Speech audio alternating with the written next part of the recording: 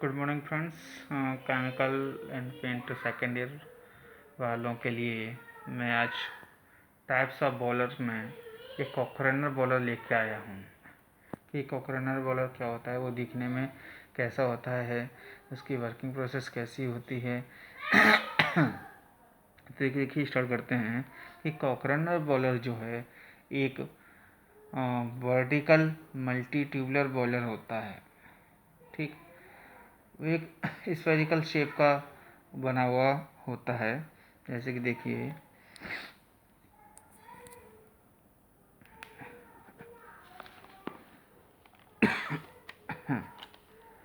कॉकरनर bowler, सबसे पहले मैं आपको दिखा दूं क्योंकि कॉकरनर बॉलर दिखने में कैसे होता है। ये है आपका कॉकरनर बॉलर। ठीक, ये इसके दो लेग्स हैं, नीचे जाली बिछी हुई है, इस जाली के ऊपर फ्यूल है, सॉलिड लिक्विड गैस, कैसे भी हम फ्यूल यूज़ कर सकते हैं। हमने सॉलिड फ्यूल यूज़ किया हुआ है। ये फायर हॉल है, इस हॉल के द्वारा फायरिंग की जाती है। ये जो स्फेरिकल शेप में जो आप देख रहे हैं ये फायर बॉक्स है, ये स्मोक बॉक्स है यानी कि, और ये जो ट्यूब्स देख रहे हैं आप ये फायर ट्यूब्स हैं। ठीक है, ये वाटर लेवल इंडिकेटर है, ये पानी को शो करता है कि ड्रम में कितना पानी बचा है कितना पानी नहीं बचा है। ये आपका मेन हॉल है, इस मेन हॉल के द्वारा जो आदमी है वो इसमें एंट्री करता है तथा इसकी क्लीनिंग करता है। ये प्रेशर गेज है, प्रेशर को मेजर करने के लिए स्टीम के। ये सेफ्टी वाल्व है एंड स्टॉप वाल्व है। ये एक्सटर्नल शेल है, ये चिमनी है।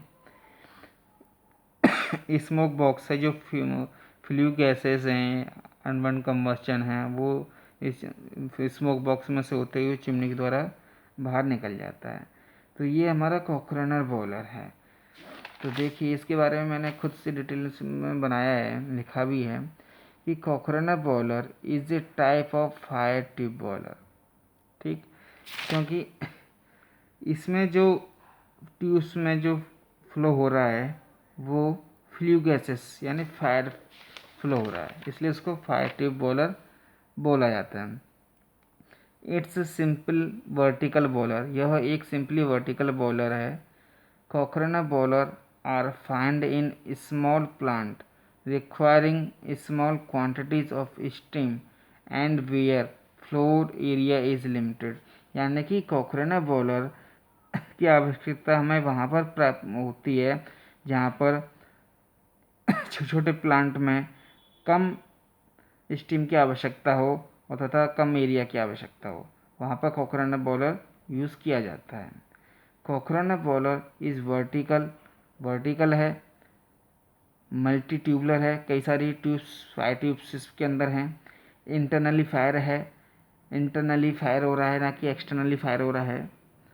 नेचुरल सर्कुलेशन बॉलर है, यानी कि जो उसका हॉट फ्लू गैसेस का जो फ्लो हो रहा है वो हमारा नेचुरली हो रहा है, इसलिए इसको नेचुरल फ्यूल सर्कुलर बॉलर भी बोला जाता है। अब देखिए the Cochran boiler essential consist of, Cochran boiler के अंतर्गत क्या क्या आता है। Boiler shell with hemispherical crown, यानी कि ये जो है ये बॉयलर शेल है। ठीक है, furnace, fire box and great, ये आपके फर्नेंस है। ठीक है, इसमें ग्रेट दे रखी है, ये स्मोक बॉक्स है एंड ये चिमनी है। Combustion chamber and flu pipes, ये जो आप देख रहे हैं ये कंबस्शन चैम्बर है।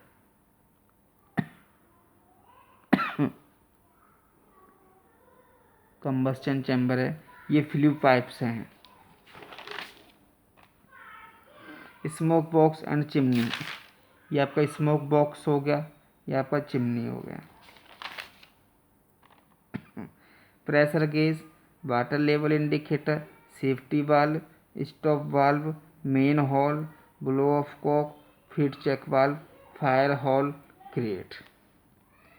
The unit consists of a cylindrical shell with a dome-shaped top where the space is provided for steam. यानी कि जो आपका जो सिलेंड्रिकल जो शेप है ऊपर की जो आपकी दे रखी है जहाँ पर स्टीम कलेक्ट होती है बनकर,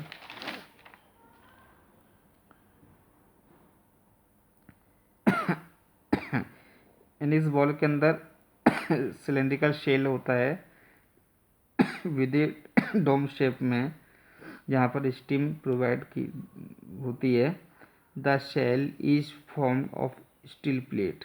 जो शेल होता है यानी कि ये शेल है, इसके ऊपर जो आवरण चढ़ा हुआ है वो हमारा स्टील प्लेट का बना हुआ होता है और जॉइंट होता है एक दूसरे के साथ rivet joint. The fuel is burnt on the great. यानी फ्यूल जो है हमारा इस जाली पर बर्न्ट होता है. Furnace provide at bottom part of the boiler.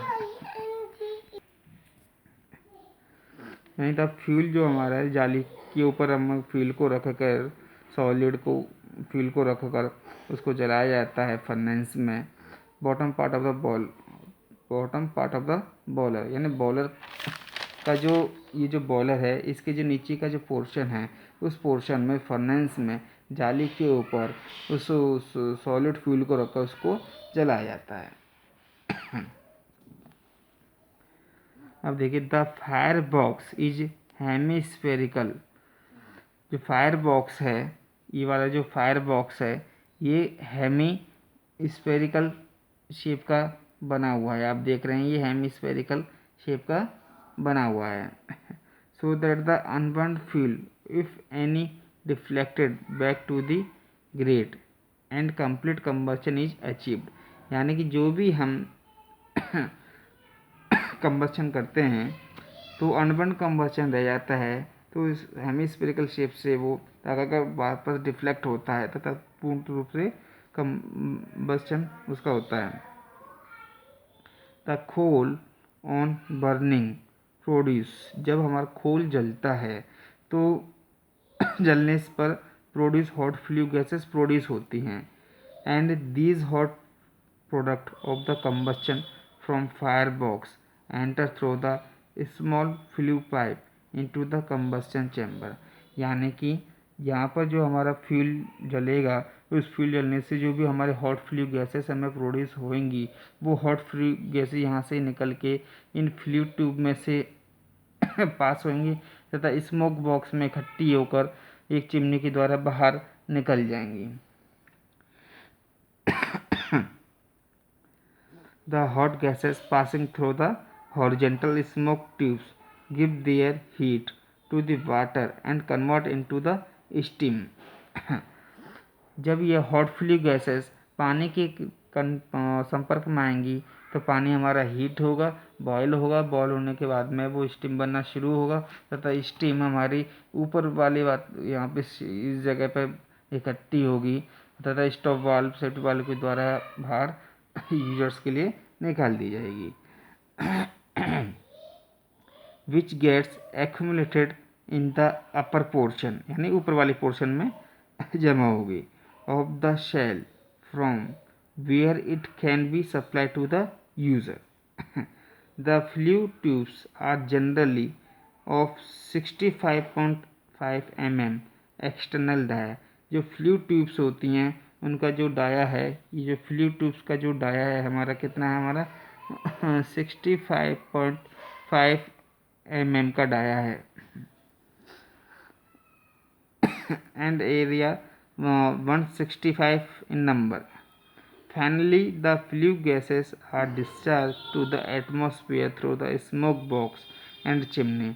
Last में क्या होता है जो हमारे फ्लू गैसेस हैं इन फ्लू ट्यूब में से होते हुए स्मोक बॉक्स में एक कलेक्ट होती है तथा वहाँ से चिमनी के द्वारा बाहर निकल जाते हैं. Typically specification of Cochran boiler are. Size में जो कॉकरेना बॉलर होता है 1 डायमीटर का होता है इंटू 2 mm हाइट का होता है. 1 डायमीटर एंड 2 mm हाइट का। इसकी इवेपोरेशन जो क्षमता होती है, स्टीम बनाने की जो क्षमता होती है 20 kg पर आवर, यानी 1 घंटे में 20 kg स्टीम बनाता है। और 3 डाया इंटू 6 mm हाइट का जो कोकोनट बॉयलर होता है, उसकी इवेपोरेशन क्षमता होती है 3000 kg पर आवर होती है। स्टीम प्रेशर जो होता है 20 बार तक होता है तथा इसकी एफिशिएंसी 70 से 75% तक होती है। तो ये था आपका कोकरेनर बॉयलर के बारे में। अब बात करते हैं हम लोकोमोटिव बॉयलर के बारे में। Locomotive boiler is a horizontal multi tubular natural circulation artificial draft internally fire tube boiler होता है। कंस्ट्रक्शन एंड वर्किंग देखिए। The multi tubular barrel containing in envelope of water in which are impressed fire tubes on the shell. Dumps are fitted. The mounting such as safety valve, stop valve, pressure gauge and water level. The boiler is also provided with a manhole for cleaning purpose and large door for access to the smoke box and tubes for cleaning. The height of the chimney has to be less so when the locomotives pass through a tunnel or under a bridge, the chimney does not strike against them. The important dimension of locomotive are, यानी कि locomotive boiler आपने देखा होगा, जो भी हमारा rail का जो भाप का इंजन होता है, जब वो हमारा लोकोमोटिव बॉयलर होता है, जब वो हमारा किसी टनल से या ब्रिज से गुजरता है तो उसकी चिमनी उनसे ना टकराए, इसलिए उसकी चिमनी को थोड़ा छोटा रखा जाता है। इसमें भी कई सारी मल्टी ट्यूबुलर बार होती हैं। अब देखिए इसके specification. Length and dia of barrel कितने होते हैं? लेंथ इसके 5.20 मीटर से 2.095 मीटर तक। And size number of super heater tubes 14 centimetre से 38 सेंटीमीटर तक होती हैं। Size and number of flu tubes, locomotive के अंदर जो ट्यूब्स होती हैं फ्लू, उनका साइज होता है 5.72 सेंटीमीटर एंड नंबर 116 नंबर की आती हैं। इनका जो वर्किंग प्रेशर है 14 बार से होता है और 9000 kg पर घंटे की जिसकी एफिशिएंसी होती है बनाने की। Locomotive boiler are used in railway, agricultural field, saw mill plant, stationary, power, road load and haulage engine. जैसे कि ये देखिए इस चित्र में, ये जो चित्र जो लोकोमोटिव इंजन दे रखा है, लोकोमोटिव ये फायर हॉल है, इस हॉल से फायरिंग की जाती है तथा ये स्मोक बॉक्स है और इसमें कई सारी आपकी बहुत सारी मल्टी ट्यूबुलर पाइप्स हैं और ये जो हमारे पानी में डूबी हुई रहती हैं चारों तरफ से। तथा जब हमारी हॉट फ्लू यहाँ पे ये जाली है, यहाँ पे जो हमारा कंबस्शन किया जाता है तो जो हॉट फ्लू गैसेस प्रोड्यूस होती हैं वो hot flue gases in pipe के में से निकलती हैं। जब निकलती हैं तो इसके चारों तरफ जो पानी भरा रहता है तो उसके पानी गर्म होता है तथा वो स्टीम बनना शुरू होता है तथा जो भी स्मोक है हमारा यहाँ से निकल के इस चिमनी के द्वारा बाहर निकल जाता है। यहाँ देख रहे हैं ये स्मोक बॉक्स आपका दे रखा है, ये पूरी फर्नेस आपकी दे रखी है, ट्यूब्स आपकी दे रखी हैं। तो इसकी चिमनी आप देख रहे हैं बहुत ही कम ऊंचाई पर देख रखी है ताकि ये चलते वक्त किसी टनल से या ब्रिज से ना टकराए। तो ये देखिए ये हमारा लोकोमोटिव बॉयलर होता है। एक चित्र मैं उसके का दिखा देता हूँ। ये भी हमारा देखिए लोकोमोटिव बॉयलर का एक चित्र ये और है। जैसे कि जाली है, यहाँ पर हमने फ्यूल को जलाया है, जो भी फ्लू गैसेस प्रोड्यूस हो रही हैं वो हमारी इन ट्यूब में से निकल रही हैं और ट्यूब में से निकलेंगी यहाँ से सीधे होते हुए तो, और ये ट्यूब्स जो हमारी पानी से ट्यूब्स के चारों ओर पानी भरा हुआ है तथा से पानी के संपर्क में आएंगी गर्म ट्यूब्स तो पानी हीट होगा ना शुरू होगा तथा स्टीम बनना शुरू होगा।